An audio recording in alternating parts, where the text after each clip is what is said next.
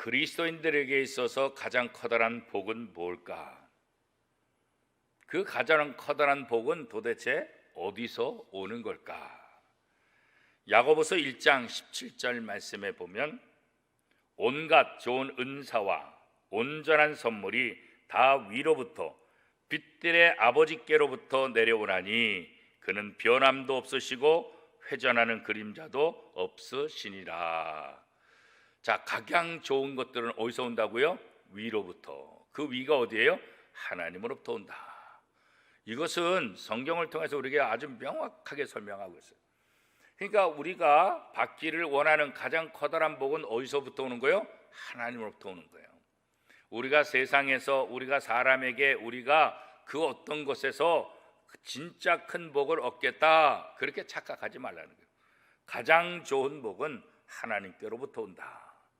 사랑하는 성도 여러분, 이거 명심할 수 있기를 축복합니다. 가장 좋은 복은 어디서 온다고요? 하나님께로부터 온다. 이것이 흔들리게 되면 우리 믿음이 흔들리게 되는 거예요.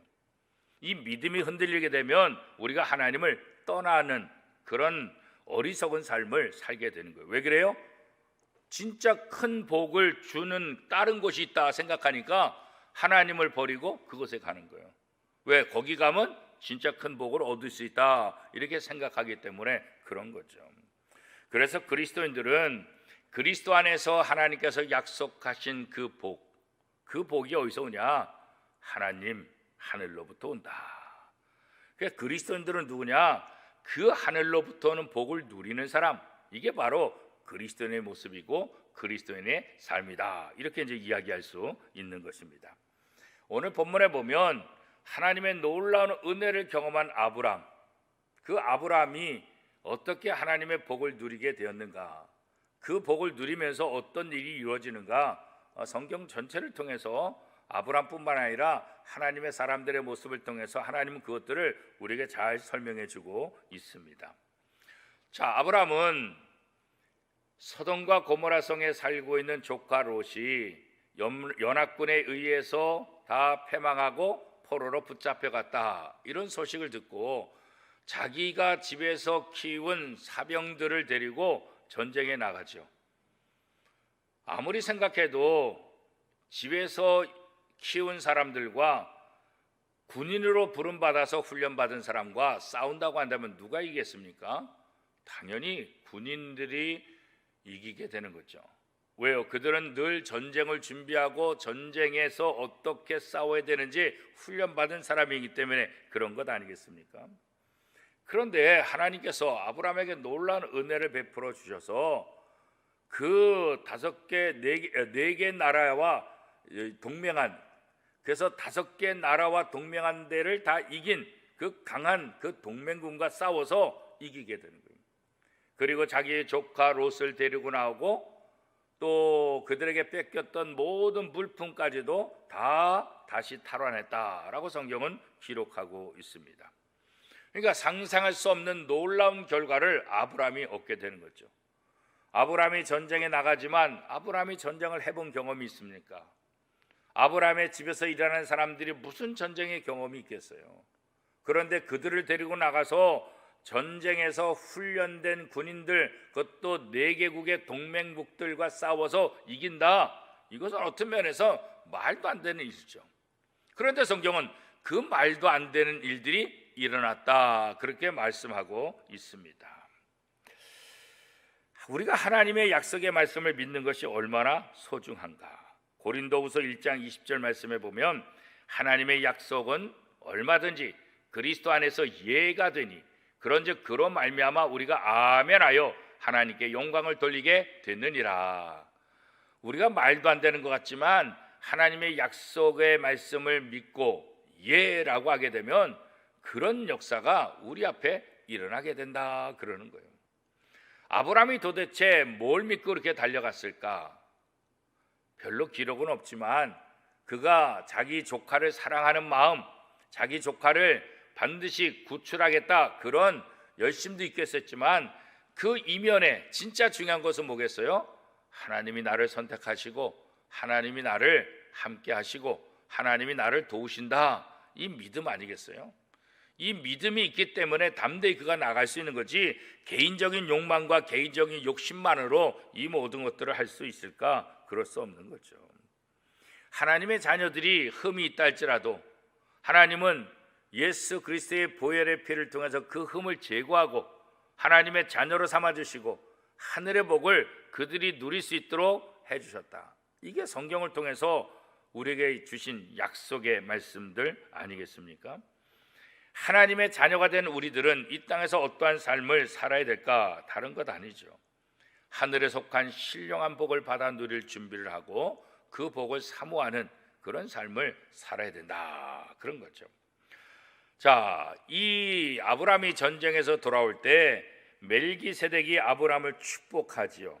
그리고 이 전쟁에서 이길 수 있었던 그 이유가 무엇이냐, 그것을 분명하게 얘기해 주는 모습이 오늘 본문에 있습니다. 멜기세덱이 이 아브라함을 맞이하는데 그냥 나온 것이 아니라 떡과 포도주를 가지고 나와서 하나님께서 이 아브라함에게 복을 주시기를 원합니다 라고 축복하죠. 그 내용이 창세기 14장 18절 19절 말씀입니다. 살레망 멜기세덱이 떡과 포도주를 가지고 나왔으니 그는 지극히 높으신 하나님의 제사장이었더라. 그가 아브라함에게 축복하여 이르되 천지의 주제이시오 지극히 높으신 하나님이여 아브라함에게 복을 주옵소서. 하나님의 일꾼 제사장이 할 수 있는 것은 결국 뭐요? 하나님의 백성들을 축복해 주는 거예요. 나중에 구약에서 레위기를 통해서 5가지 제사를 하면 이스라엘 백성들의 죄를 용서해 주는 그 역할도 누가 하는 거예요? 결국은 제사장들이 다 하게 되는 거죠. 이렇게 멜기세덱은 아브라함에게 하나님의 복이 넘쳐오기를 축복하고, 그 다음에 이 아브라함이 전쟁에서 이길 수 있었던 그 진짜 이유가 무엇인지를 분명하게 이야기를 해주죠. 그 이유를 창세기 14장 20절 말씀을 통해서 우리는 알 수 있습니다. 너희 대적을 내 손에 붙이신 지극히 높으신 하나님을 찬송할지니라. 너의 대적을 어떻게 했어요? 내 손에 붙이신. 그러니까 그 강력한 동맹군들, 그들을 누구 손에 붙였다고요? 아브라함 손에 붙였다. 이 말은 뭐겠어요? 아브라함 손에 다 죽게 했다, 그런 거죠. 그러니까 아브라함이 위대해서 아브라함이 뛰어나서 전쟁에 이긴 것이 아니라 하나님이 그 대적들을 아브라함 손에 붙였다. 이미 아브라함에게 질 수밖에 없도록 아브라함의 손에 그의 모든 대적들을 다 맡겼다. 이렇게 우리가 이제 해석할 수 있는 거죠. 지극히 높으신 하나님, 그 하나님이 원수들을 아브라함 손에 다 죽게 했다. 아브라함으로 하여금 이기게 하셨다. 이렇게 멜기세덱이 그 이유를 설명해 주고 있어요. 물론 자신의 힘으로 된 것이 아니다, 이건 너무나 잘 알고 있죠. 그러나 멜기세덱을 통해서 이 전쟁에서 진짜 내가 이길 수 있었던 이유가 무엇인지 분명하게 들은 다음에 아브라함은 어떤 행동을 합니까? 자기가 전쟁에서 얻은 전리품들 모든 소득의 10분의 1을 멜기세덱에게 바치게 되죠. 멜기세덱이 누구라 그랬어요? 제사장이다, 그렇게 말했다고요. 그래서 10의 1조, 내가 전쟁에 나가서 획득한 그 모든 전리품 수입의 10분의 1을 제사장인 멜기세덱에게 바치고, 그리고 아브라함은 하나님께서 승리를 주신 그 기쁨을 또 맛보게 되는 거죠. 사단은 우리로 하여금 하나님의 승리를 누리지 못하게 하죠. 사단이 우리에게 주는 것은 두려움이에요. 염려고 걱정이에요. 하나님은 우리에게 하늘의 복을 주시고 평안을 주시고 기쁨을 주시고 감사를 주시고, 그죠? 그래서 하나님을 찬양하게 만드는데 사단이 하는 일들은 뭘까? 그거 아니에요. 우리에게 두려움을 주는 거예요. 이 세상을 다스리시면서 이 사단이 다스리면 어떻게 해요? 고통이 오게 되는 거죠. 특별히 사단은 사망 권세, 이 죽음의 권세를 가지고 하나님의 사람들을 무자비하게 다스리는 거예요. 누가 죽음 앞에 설 수 있겠어요? 누가 죽음 앞에 담대할 수 있겠어요? 이 죽음이라는 이 도구를 통해서 사단은 모든 사람들을 기죽게 만드는 거예요. 벌벌 떨게 만드는 거죠. 그렇죠? 누가 이 사망의 권세에서 우리를 건질 수 있을까? 우리가 어떻게 이것이 가능해요? 그런데 하나님이 예수 그리스도를 이 땅에 보내주시고 예수 그리스도를 십자가에 못 박아서 피 흘려 죽게 하심으로 그 피가 이 사망 권세, 사단의 모든 권세를 이기게, 십자가에 못 박혀 돌아가셨지만 사흘 만에 부활하심을 통해서 사단아 내가 쏘는 것이 무엇이냐, 사망 권세를 무너뜨리고 부활하셔서 우리에게 더 이상 죽음을 두려워하지 않도록 사단의 권세가 하나님 앞에 얼마나 연약한지를 우리에게 다시 한번 보여준 것 아니겠습니까? 지금 소돔 고모라 성에 있는 롯과 그 모든 사람들이 4개국의 동맹국 앞에 비참해지잖아요. 그들이 전쟁으로 들어왔을 때 얼마나 두려웠을까요?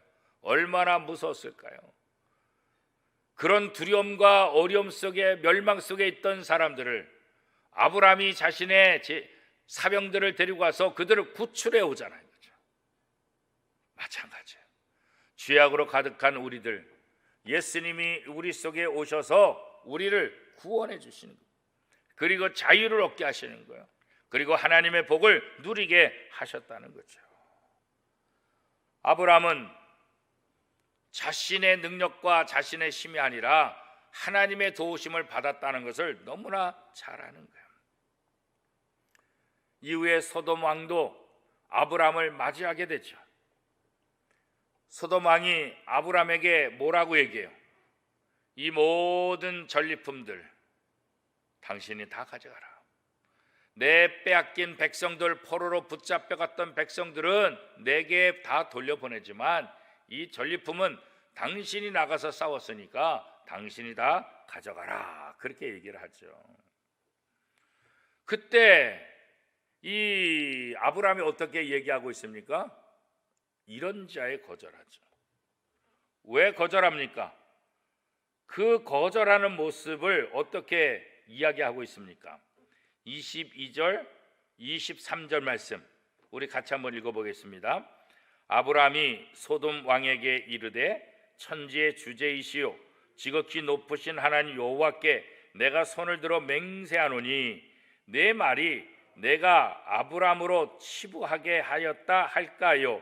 내게 속한 것은 실 한 오락이나다 들매끈 한 가닥도 내가 가지지 아니하리라. 그래서 하나님 앞에 이 모든 것들은 내가 아무것도 가지지 않는다. 이렇게 아무것도 가지지 않는다. 이렇게 얘기할 수 있었던 이유가 무엇일까? 그것은 전적으로 하나님의 은혜였다는 것을 아브라함이 알았기 때문에 그런 거예요. 오늘 우리가 죄악 속에서 구원받은 것도 전적으로 뭐예요? 하나님의 은혜죠. 우리 어떤 공로, 우리 어떤 열심, 우리 어떤 노력, 그것으로 우리가 구원을 받았다 이렇게 얘기할 수 없잖아요. 그렇게 착각해서도 안 된잖아요. 아브라함도 이 전쟁에서 어떻게 이기게 되는가? 천지의 주제이신 하나님, 그 하나님이 내게 대적을 붙이셨다. 내 손에 붙였다. 하나님이 전쟁을 승리하게 하셨다. 그것을 너무나 잘 알고 있는 거죠. 우리가 이 세상 살면서 이 하나님의 은혜를 잊어버린다. 이것은 가장 커다란 실수예요. 어리석은 자들이죠. 아브라함은 자기가 가져가면 얼마나 편해요. 그러나 이 모든 것을 다 거부하는데 그 거부하는 내용을 아까 22절에 23절에 뭐라고 얘기하고 있습니까? 이것을 통해서 내가 부유함이 되었다. 이런 것을 느끼지 않도록 이 모든 것들을 다 주고 오직 나는 하나님의 은혜에 만족하겠다. 이것은 참 대단한 믿음인 것 같아요. 오늘 우리가 이 세상 살면서 모든 것이 다 하나님의 은혜입니다. 하나님이 하지 않으셨으면 나는 아무것도 할 수 없습니다. 다 하나님의 은혜입니다. 우리가 이런 얘기를 하고 있지만 우리가 정말로 우리의 삶 속에서 다 하나님의 은혜라고 진짜 고백하고 있는 거예요. 모든 것이 다 하나님의 은혜고 모든 것이 다 주께로부터 왔다. 이런 고백들을 우리가 하고 있느냐 그런 거죠. 소돔 왕이 전리품을 모두 가지고 오라고 했을 때 이 아브라함이 거절할 수 있었던 것은 무엇입니까? 이 전리품이 나를 기쁘게 하는 것이 아니라, 이 전리품이 내 목적이 아니라 진짜 중요한 건 뭐예요? 하나님의 은혜를 기억하고 하나님만이 나의 모든 것을 주관하신다는 사실을 알았기 때문에 그런 것 아니겠습니까? 오늘 우리는 어떻습니까? 하나님 한 분으로 만족하고 있습니까? 하나님 한 분으로 충분하다고 생각하고 있습니까? 우리가 기도할 때는, 교회에서는 그렇게 고백하면서 우리의 삶의 자리에서는 어떻습니까? 전리품들이 필요하잖아요. 좀 더 많이 가져가기를 원하잖아요. 그죠? 우리 마음속에 그런 욕심들이 많이 있잖아요. 그죠? 하나님 은혜로 충분한 삶을 살았던 한 사람을 소개합니다. 그분은 아동문학 작가 권정생이라는 분이십니다. 그가 쓴 책 중에서 유명한 것들이 많이 있지만 몽실 언니, 그죠? 또 강아지 똥, 이 책으로 아주 유명한 것을 우리가 잘 알고 있습니다. 이 아동문학가 권정생 선생님은 1937년 일본에서 태어났죠. 일본의 빈민가들은 광복 후에는 외가가 있는 경북 청송으로 오게 됩니다. 당시에는 가진 것이 없어서 끼니조차 잊지를 못했다고 합니다. 그래서 어린 몸으로 산에서 땔감을 해서 그 나무를 팔아서 생활의 보탬을 하기도 했다 그래요. 껌 파는 것, 담배 파는 것, 또 가게에서 점원하는 것, 이런 일을 다 했어요. 그렇게 힘들게 살아서 결국 그는 영양실조에 걸려서 결핵을 앓게 되고 그 고통스러운 삶을 살게 됩니다. 그러다 우연히 교회의 종지기가 돼요. 교회 종지기가 된 이후에는 교회 사택의 한쪽 방에서 삶을 살게 됩니다. 종지기가 되면서 예배를 드리고 설교를 듣고 하나님의 말씀을 알게 되면서 예수를 믿고 하나님의 사람이 되는 거죠. 종지기 하다가 예수님을 만나게 된 거예요. 결핵으로 고통당하며 죽을 수밖에 없는 이 어린 소년이 하나님의 은혜, 종지기가 바로 하나님의 은혜였던 거죠. 교회 사택 뭉단방가에 살면서 그는 그래도 행복할 수 있지 않겠습니까? 그죠? 교회 종지기 하면서 훨씬 더 편해졌죠. 그렇게 10여 년 동안 보내면서 밤이면 산골 어린이에 관한 이야기, 또 농촌 생활의 땀과 눈물 과정에 관한 그런 글들을 조금씩 쓰기 시작했어요. 사실 전혀 공부를 배우지도 않고 훈련받지 못했던 그런 분인데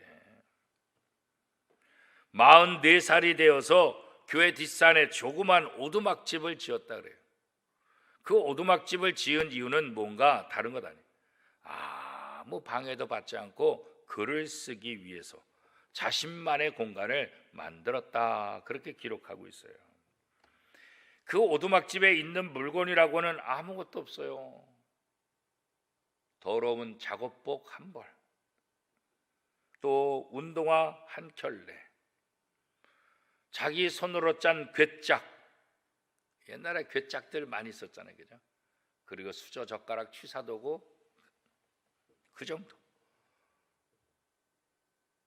그냥 가장 기본적인 것, 가장 사람들이 살아가는데 필요한 것, 그것만 있지 아무것도 없었어요. 아침 저녁으로 교회 종소리를 들으면서 하나님의 은혜를 느끼게 돼요. 그리고 하나님을 찬양하게 됩니다. 생애 말년까지 오두막집을 떠나지 않았다 그래요. 그러다가 2007년 5월 하나님의 부름을 받게 됩니다. 저도 이 권정생 선생님이 쓴 책들이 여러 권 있어요. 설교할 때 예화로도 많이 사용을 하기도 했습니다. 글들이 단순하고 아주 좋아요. 그런데 이 권정승 선생님이 돌아가신 다음에 이 권 선생님을 추모하기 위해서 사람들이 모였어요. 그리고 그의 유품을 정리하다가 유서 한 장과 저금 통장 하나를 발견하게 돼요. 그 유서는 이렇게 시작이 됐어요. 나는 하나님 한 분으로 얼마나 만족과 은혜가 되는지 너무너무 감사했습니다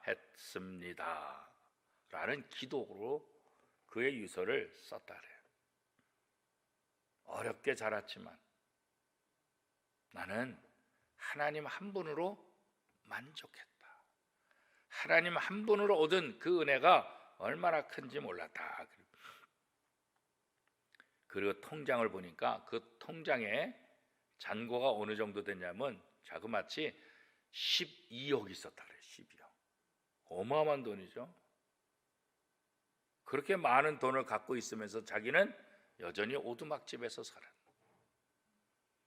그리고 그 유서에 보면 자신의 장례비를 뺀 모든 돈은 고통당하는 어린 아이를 위해서 써달라 그랬다는 거예요. 자기를 위해서 쓴 돈이 없어요. 마지막 장례비 그거. 이 권정성 선생님이 이렇게 살 수 있었던 이유가 뭘까? 그는 교회의 종지기가 되고 교회 안에서 살면서 하나님 한 분으로 자신의 생애가 어떻게 변화되고 어떻게 기쁨이 있고 어떻게 감사한지 그것을 경험했기 때문에 나는 세상에 돈이 필요한 것이 아니라 세상에 명예가 필요한 것이 아니라 나는 하나님 한 분으로 만족합니다. 그것을 몸소 실천해온. 그래서 지금도 권정생 이분의 글들을 많은 책들을 많은 사람들이 좋아하고 이분들을 추모하고 또 이분을 또 이렇게 좋아하는 이유가 바로 여기에 있는 것 같습니다. 요즘 우리는 어떻습니까? 이분보다 물론 저금 통장에 그 12억이 들어 있었던 것은 다른 이유가 아니에요. 그분이 책을 내고 그 인세들을 들어온 대로 그대로 다 모았기 때문에 그런 거예요. 책 인세. 그 책 인세를 자기를 위해서 다 쓰잖아요. 물론 통장에 12억이 있었지만 그는 자기 것으로 사용하지 않았잖아요. 어떻게 보면 우리가 이 권정선 선생님보다 훨씬 더 부유하게 지금 살고 있잖아요. 더 잘 먹고 더 잘 누리고 더 좋은 집에서. 이분이야 그냥 허름한 오두막집에서 평생을 살았는데 그렇잖아요. 그러면서 우리는 얼마나 하나님께 감사하고 있는가, 얼마나 하나님으로 만족하고 있는가, 얼마나 하나님의 은혜를 우리가 생각하고 있는가, 그렇잖아요. 오늘 우리가 이 땅에서 삶을 살면서 우리에게 가장 중요한 것은 무엇일까? 다른 거 아니에요. 모든 영광과 위엄과 권력과 권세가 어디에 있다고요? 하나님께 있다. 그 하나님 한 분으로 만족할 때 그 하나님이 주시는 하늘의 놀라운 복을 우리가 누릴 수 있을 것이다. 아브라함이 어떻게 자신의 사병들을 데리고 그 군사들과 싸워서 이길 수 있겠어요? 하나님의 은혜죠. 하늘에서 내려온 놀라운 복을 아브라함이 누리게 되잖아요. 이 권정성 선생님도 어떻게 이런 삶을 살 수 있을까요? 하나님 한 분으로 만족하다는 고백, 그 신앙 때문에 그는 평생을 그렇게 하나님을 찬양하며 하나님께 만족하는 삶을 살았다, 이렇게 얘기할 수 있는 거죠. 이제 우리도 아브라함처럼 권정성 선생님처럼 하나님 한 분으로 만족할 수 있다는 그 비밀을 우리가 알아야 되는 거예요. 그 비밀이 어디에 있습니까? 바로 성경에 있는 것 아니겠습니까?